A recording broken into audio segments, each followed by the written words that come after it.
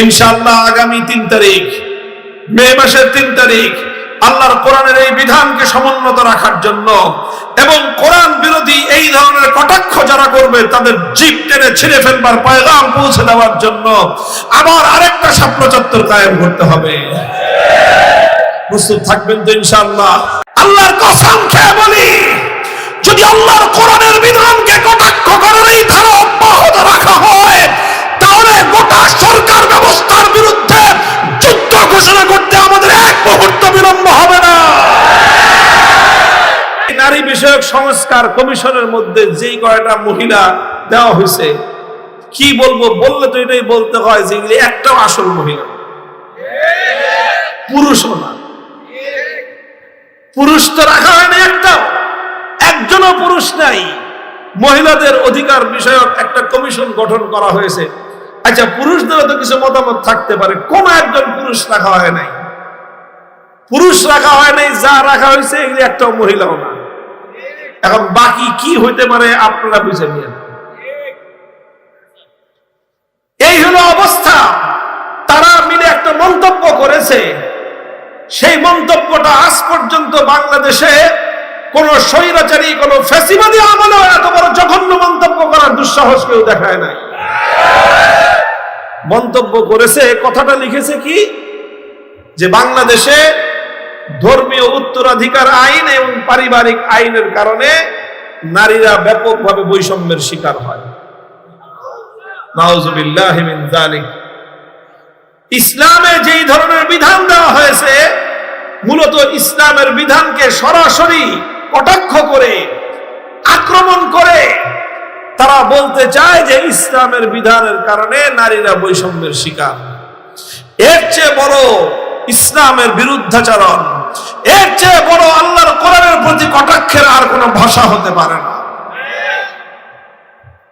মুহতারাম হাজিরিন, এরপরে সেই কমিশনের রিপোর্ট নিয়ে প্রধান উপদেষ্টার কার্যালয় থেকে সেটাকে পাবলিশ করা হয়েছে, প্রচার করা হয়েছে।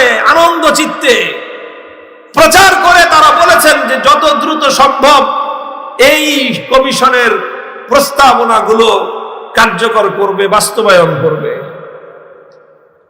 আমরা পরিষ্কার বলি যে আমরা এই সরকারকে সমর্থন জানিয়ে এসেছি, নানাভাবে সহযোগিতা করে আসছি। যদি মনে করে থাকেন যে এই সহযোগিতা বিনা শর্তে, ভুল করবেন। এই সহযোগিতা একটা শর্তে, সেই শর্ত হলো দেশ জাতি ধর্মের বিরুদ্ধে আপনার অবস্থান নিতে পারবেন না। আল্লাহর কসম খেয়ে বলি, যদি আল্লাহর কোরআনের বিধানকে কটাক্ষ করার এই ধারা অব্যাহত রাখা হয় তাহলে গোটা সরকার ব্যবস্থার বিরুদ্ধে যুদ্ধ ঘোষণা করতে আমাদের এক মুহূর্ত বিলম্ব হবে না।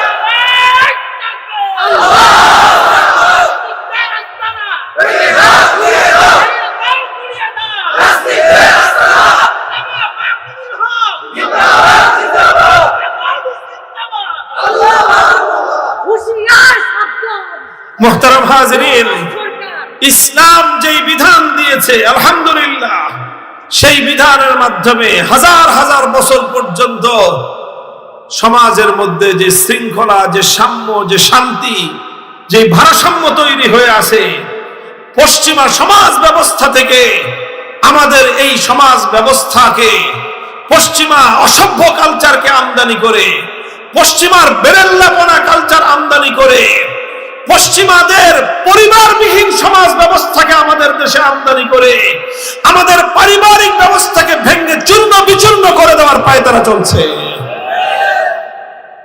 আমাদের সমাজ ব্যবস্থা, ইসলাম যে সমাজ দিয়েছে, সেই সমাজে একজন নারী, একজন মহিলা, তার জীবনের 3টা স্তর। সে যতদিন পর্যন্ত বিবাহ না হবে, এটা হলো তার শৈশব এবং কৈশোরের কাল, বিবাহের আগ পর্যন্ত। এই সময়টা একজন নারীর সমস্ত ভরণ পোষণের দায়িত্ব হলো তার বাবা। একজন পুরুষের কিন্তু বড় দায়িত্ব তার বাবার উপরে না। বাবা যে খাওয়ায় এটা মাগনা, এমনি দয়া করে খাওয়ায়। ছেলে যখন সাবালক হয়ে যায়, বাপ যদি কয় যে তুই বাজারে গিয়ে চাকরি করে খা, বলার কিছু নাই, বাবা বলতে পারে, অধিকার আছে, খাওয়ায় যে এটা ফাও খাওয়ায়, বাপ দয়া করে খাওয়ায়। কিন্তু মেয়েদেরকে বাপ চাইলেই বলতে পারবে না যে তুমি কামাই করে খাও। একটা মেয়ে বিবাহ না করা পর্যন্ত, যতক্ষণ পর্যন্ত সে স্বাবলম্বী না হচ্ছে, ভিন্ন বিকল্প ব্যবস্থা না হচ্ছে, ততদিন পর্যন্ত এই মেয়েটার ভরণ পোষণের দায়িত্ব তার বাবার উপর। এরপরে যখন বিয়ে হয়ে গেল, কবুল বলার সাথে সাথে বিয়ে তো হয় দুইজনের, নারী আর পুরুষের, সুবিধাও দুইজনের, সব ধরনের ফ্যাসিলিটি দুইজনের, কিন্তু খরচ সব পুরুষের। 100% খরচ কার? পুরুষের। বিবাহের সাথে সংশ্লিষ্ট যত রকম খরচ সব ইসলাম কার দায়িত্বে দিছে? পুরুষের দায়িত্বে দিয়েছে। ইসলাম বলেছে পুরুষরা দেনমোহর দিবে, মেয়েরা দেনমোহর পাবে। ইসলাম বলেছে বিবাহের সময় ওলিমা পুরুষের দায়িত্ব, বিবাহের আপ্যায়ন করা পুরুষের দায়িত্ব, মেয়ে পক্ষের আপ্যায়ন করার কোনো দায়িত্ব নাই। 3 নম্বর হলো বিয়ের পর থেকে যে থাকার ব্যবস্থা করা, ঘর দিবে স্বামী তার স্ত্রীর জন্য, এমন একটা ঘর দিবে যেই ঘরে স্ত্রী তার সমস্ত নিজস্ব স্বাধীনভাবে বসবাস করবে। স্বামীকে তার স্ত্রীর জন্য কাপড়ের ব্যবস্থা করতে হবে, খাবারের ব্যবস্থা করতে হবে, চিকিৎসার ব্যবস্থা করতে হবে। যত বিল সব পুরুষ দিবে, চাই সেই পুরুষ বড় লোক হোক, গরিব লোক হোক, সে দিনমজুর হোক, রিক্সা চালক হোক, তার স্ত্রীর ভরণ পোষণের দায়িত্ব স্বামীর। স্ত্রী যদি কোটিপতিও হয়, স্বামী যদি দিনমজুরও হয়, তবুও স্বামীর কাছ থেকে স্ত্রী ভরণ পোষণ পাবে। তাহলে মহারণা দিল পুরুষ, আপ্যায়ন করলো পুরুষ, ভরণ পোষণ দিল পুরুষ, সব খরচ করলো পুরুষ। তাহলে বিবাহের পর থেকে নারীর সম্পূর্ণ দায় দায়িত্ব পুরুষের উপর। আল্লাহ না করুন যদি স্বামী স্ত্রীর আগে মারা যায়, বার্ধক্যের সময়ে এই নারীর সমস্ত দায় দায়িত্ব তার ছেলে সন্তানের উপর।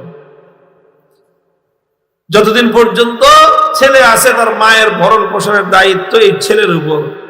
তাহলে একজন নারীর জীবন 3 পুরুষের কাঁধের উপর দিয়ে কেটে যায়। ছোটবেলায় বাবার হোটেল, যৌবনকালে স্বামীর হোটেল, বার্ধক্যের সময়ে ছেলের হোটেল, 3 পুরুষের কাঁধের উপর দিয়ে ফাও ফাও খেয়ে যাবে, শাহজাদির অবস্থায় জীবন যাপন করবে।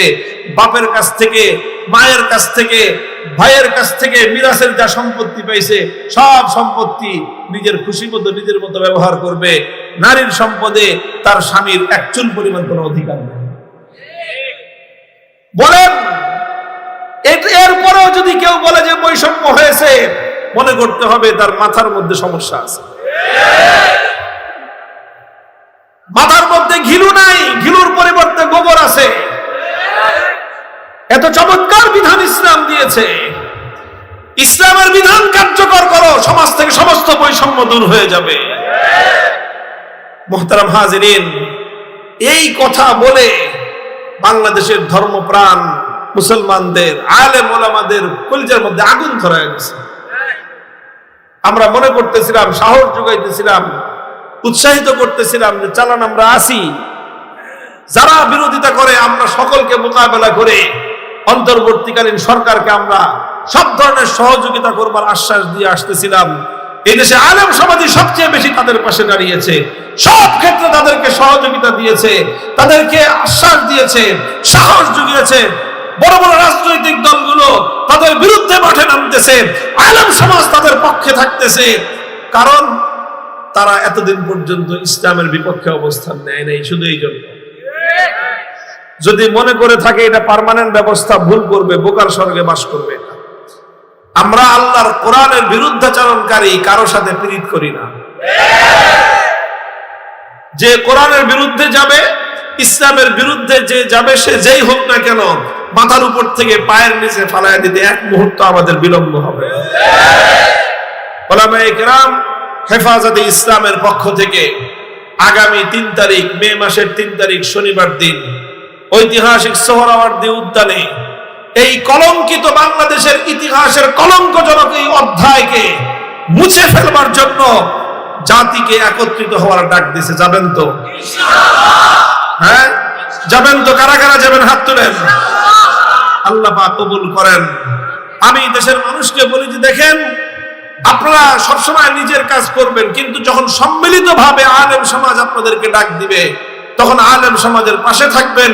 ইনশাআল্লাহ এই দেশ থেকে কেউ ইসলামের নাম নিশানা মুছে ফেলতে পারবে না, ইনশাআল্লাহ পারবে না।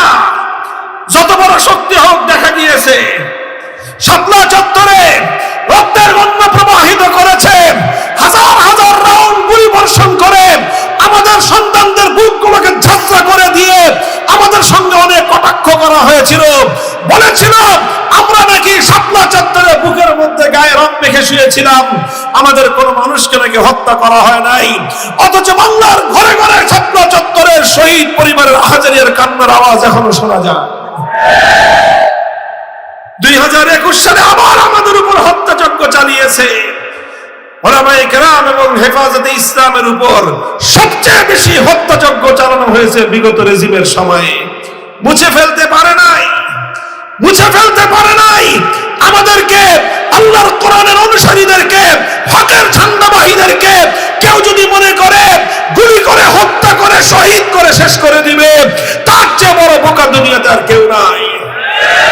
ইসলামের জন্য যখন শাহাদাতের রক্ত মাটিতে পড়ে, প্রতি ফোঁটা শাহাদাতের রক্ত থেকে নতুন মুজাহিদের জন্ম হয়। আলহামদুলিল্লাহ, শাপলা চত্বরে যখন নবী প্রেমের ডাকে আহ্বান জানানো হয়েছিল, দেশের মানুষ পঙ্গপালের মতো ছুটেছিল। বাংলাদেশের ইতিহাসে এক নজিরবিহীন এক ঐতিহাসিক ঘটনা জন্ম নিয়েছিল। কথা বলেন ঠিক কিনা?